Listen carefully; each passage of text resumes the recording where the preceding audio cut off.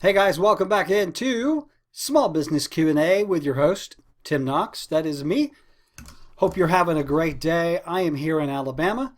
It is sunny. It is 80 degrees today. Yesterday it was raining and like 35.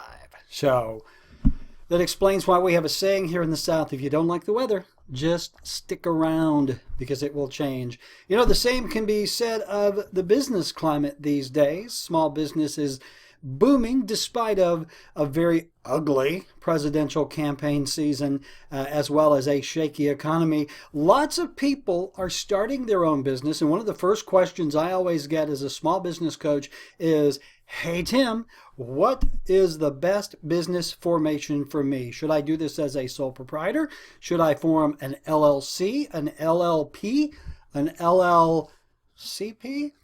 An S Corp, a C Corp? Well, what I thought we would do this week is take a few minutes to look at each one of those business entities because it's not always that cut and dried. The kind of business entity that you form depends a lot on you, the business that you're going into, your end goals for the business, taxation, and a variety of other things. So for the next few episodes, we are going to be looking at business formation to help you figure out which one is the best for you. Does that sound good?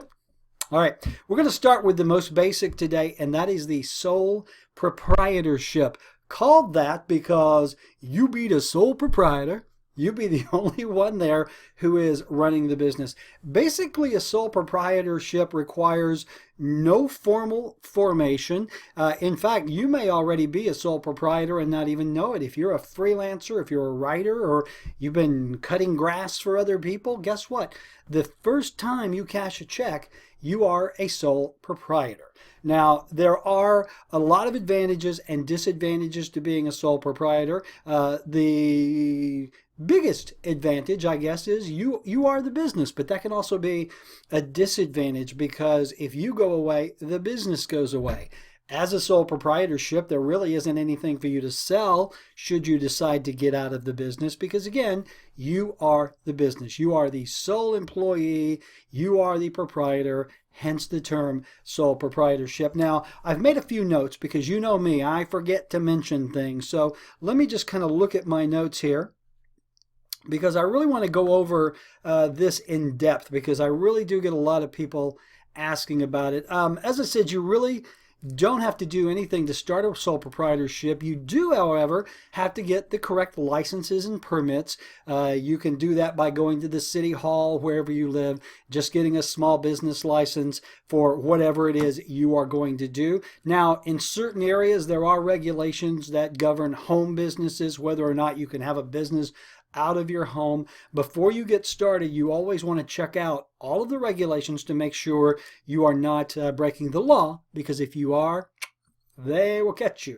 You're also going to need that business license to open a small business checking account, which regardless of the kind of business you are in, you need a small business checking account to funnel the money in and out of. You don't want to commingle your business income with your personal income. Uncle Sam does not like that. It can get very confusing. As we say here in the South, a lot of people run their business out of their back pocket, and that's what we mean by that. They are commingling the cash and the assets. You don't want to do that. So make sure you do get the correct permits there. That's going to allow you to open a business account.